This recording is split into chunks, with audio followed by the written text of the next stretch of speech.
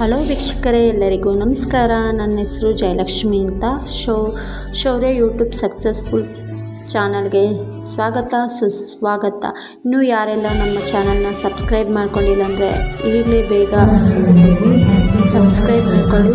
ಹಾಗೂ ಈ ವಿಡಿಯೋ ಇಷ್ಟ ಆಗುತ್ತೆ ಅಂದ್ಕೊಂಡಿದ್ದೀನಿ. ನಿನ್ನೆ ಅನುಶ್ರೀ ಅಕ್ಕ ಅವರ ಬೀಗರೂಟದ ಔತಣವನ್ನು ಹಮ್ಮಿಕೊಂಡಿದ್ದರು. ಅದರಲ್ಲಿ ಬೇರೆ ಯಾರೂ ಪಾಲ್ಗೊಂಡಿರಲಿಲ್ಲ.